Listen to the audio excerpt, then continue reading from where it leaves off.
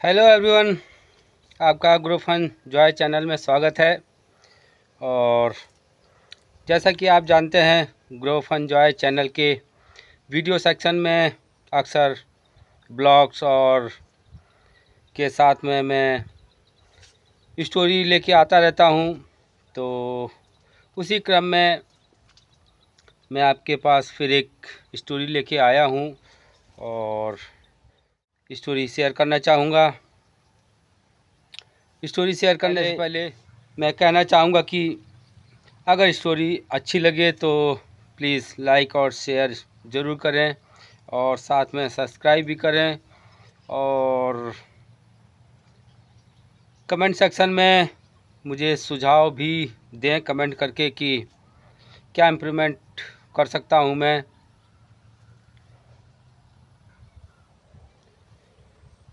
तो इसी के साथ में मैं समय न लेते हुए मैं स्टोरी को सुनाना चाहूँगा।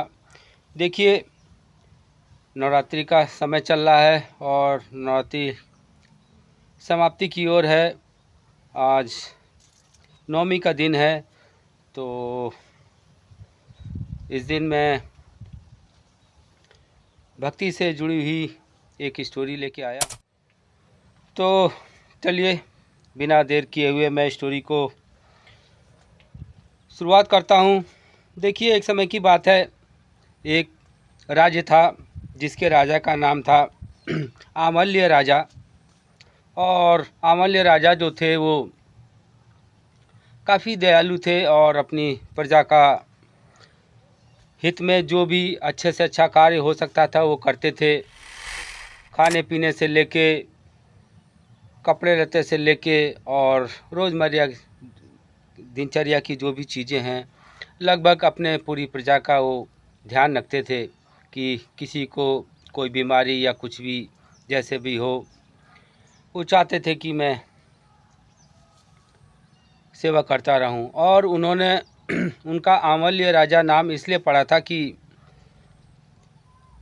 उन्होंने एक बार एक प्रण लिया था कि जब भी मैं भोजन करूंगा तो 1.25 मन आंवला का दान करके ही मैं भोजन करूंगा। ऐसे ही चलता रहा, काफ़ी समय हुआ करते करते। जब उनके बेटा बहू बड़े हो गए, बेटा बड़ा हो गया, शादी वगैरह हो गई, बहू आई, तो उन लोगों ने देखा कि भाई हमारे तो जो बेटा था, उन्होंने कहा कि जो हमारे माताजी पिताजी हैं वो, और जो बहू थी उन्होंने कहा हमारे सास ससुर, अन्यथा ही रोज़ के रोज़ 1.25 मन आंवले पे इतना धन खर्च करते हैं जिससे राजकोष पे प्रभाव पड़ता है। और अगर ऐसे ही ये चलता रहा तो हम लोग काफ़ी गरीब हो जाएंगे। तो ऐसा सोचते हुए सोच रहे थे। तो और जो राजा थे वो बेफिक्र से राजा रानी अपने प्रण के चलते 1.25 मन आंवला रोज़ प्रजा में बांटते, जिससे उनको बहुत खुशी मिलती थी।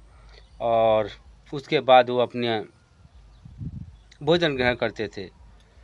तो ऐसे करते करते करते बेटे बहू को देखा नहीं गया। वो दोनों आए और उन्होंने कहा कि पिताजी पिताजी ऐसी ऐसी बात है, और मैं चाहूँगा कि आप जो ये दान करते हैं 1.25 मन आंवले का, अब ना करें।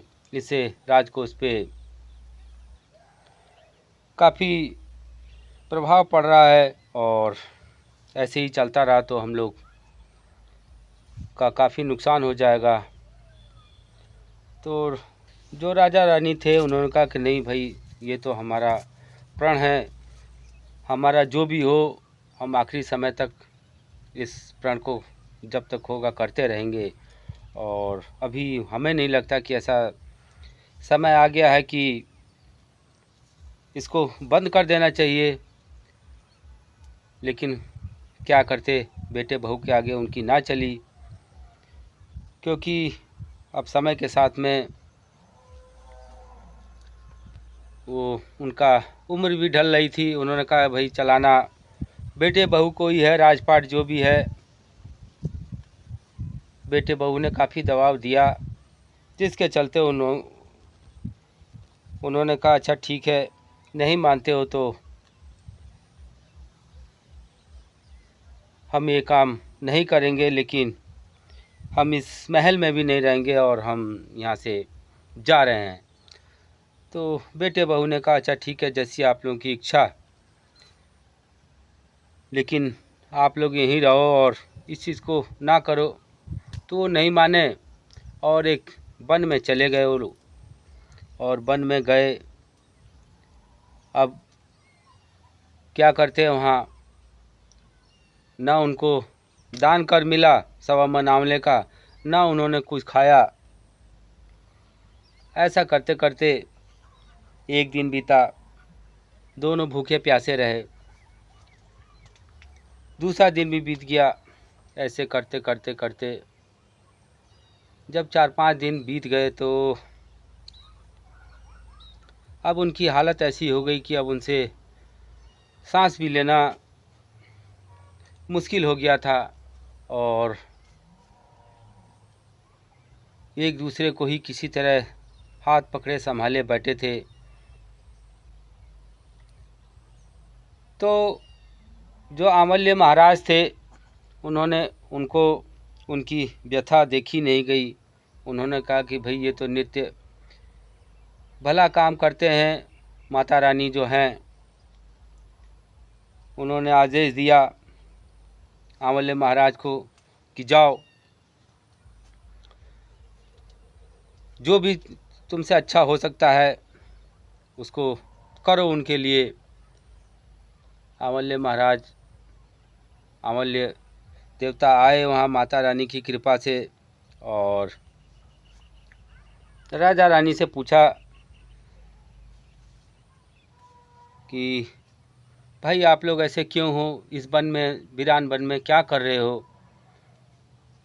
तो उन्होंने बताया कि देखिए ऐसी ऐसी बात है, और हमने प्रण लिया है कि जब तक हम 1.25 मन आंवले का दान नहीं करेंगे तब तक अन्न जल वगैरह ग्रहण नहीं करेंगे। तो उन्होंने कहा अच्छा चलो ऐसी बात है तो मैं आपकी सेवा भाव से काफ़ी प्रसन्न हूँ और आपको मैं कुछ देना चाहता हूँ। तो उन्होंने कहा अच्छा ठीक है। तो आमल्य महाराज जी ने अपनी कृपा से वहाँ एक राज्य बना दिया, प्रजा भी बना दी, और खूब सारे आंवले के पेड़ चारों तरफ अपनी कृपा से सब उगा दिए। अब जो राजा रानी थे, उन्होंने दृश्य देखा तो देखते ही काफ़ी प्रसन्न हो गए। फिर रानी ने कहा कि राजा जी जल्दी से आप नहा धो लीजिए। और ऐसा देख के उनके शरीर में जान तो नहीं थी, लेकिन थोड़ी जान आ गई, और वो लोग नहाए धोए, और उसके बाद 1.25 मन आंवला तोड़ा गया और फिर प्रजा में बांटा गया। जब उन्होंने प्रजा में बांट दिया तो फिर जब महारानी ने कहा ठीक है राजा जी, आपका जो वचन था वो पूरा हुआ, चलिए अब कुछ खा लीजिए। फिर दोनों ने जल और भोजन ग्रहण किया।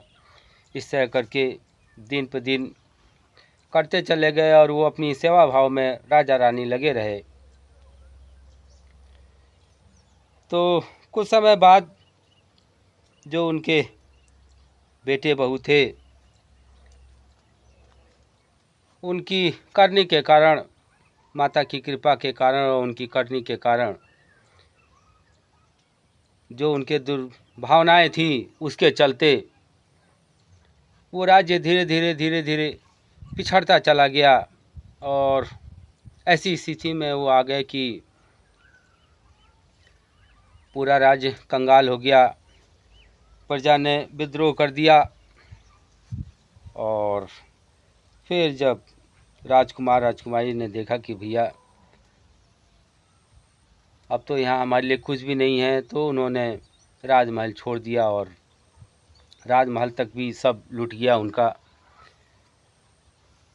फिर दर बदर घूमते घूमते घूमते घूमते इधर उधर घूमने लगे और जहाँ भोजन मिलता वहाँ भोजन करते और अपना समय बिताते। इस तरह करते करते समय कुछ बीतता रहा।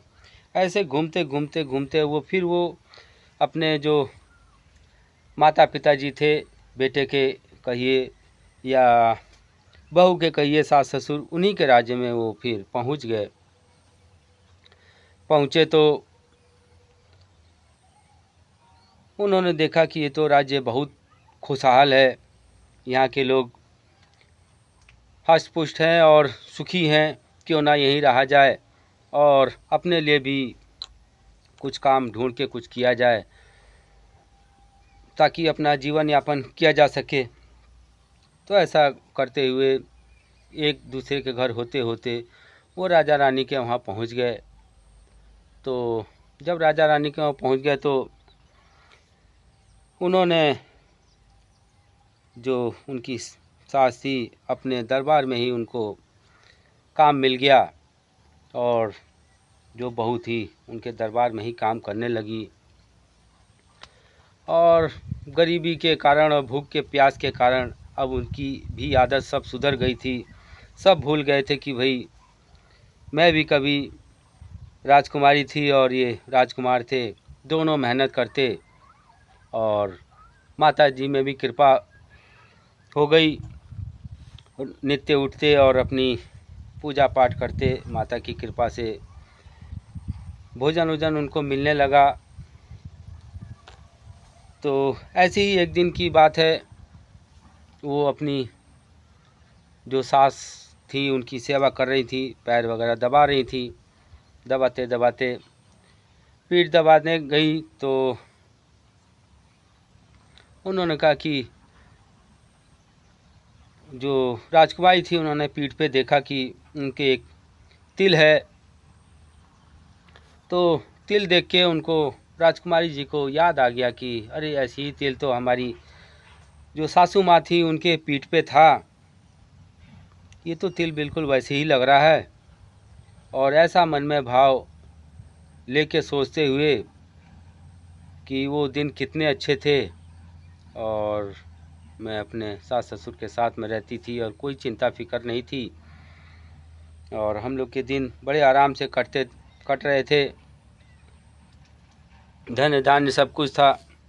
तो उनके आँख से आंसू गिरने लगा और वो आंसू जो उनकी सासू माँ थी उनके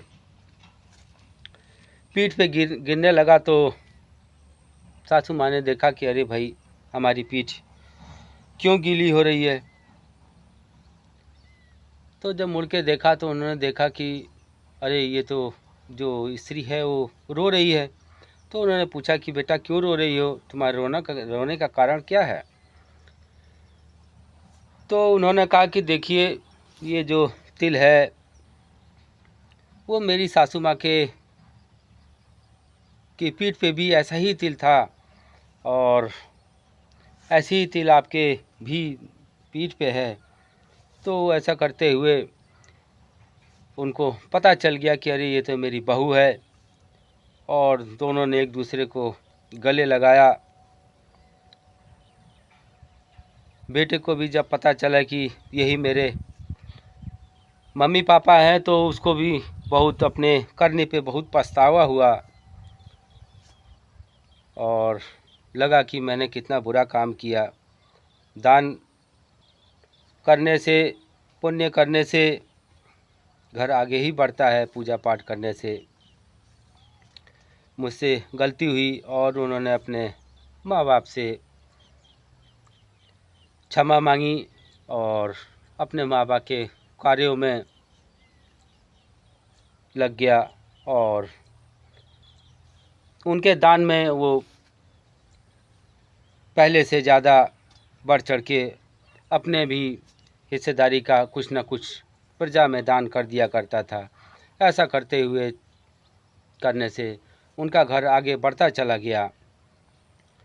तो यहीं पे ये स्टोरी समाप्त होती है। और स्टोरी वीडियो को बंद करने से पहले मैं कहना चाहूँगा कि अगर स्टोरी अच्छी लगी हो तो लाइक एंड सब्सक्राइब ज़रूर करें, और कमेंट सेक्शन में भी प्लीज़ कमेंट करके बताएं कि मैं स्टोरियों में और क्या सुधार कर सकता हूं। तो इसी मनोकामना के साथ में कि फिर नेक्स्ट स्टोरी में मिलेंगे, तब तक के लिए स्वस्थ रहें, सुखी रहें। Good bye.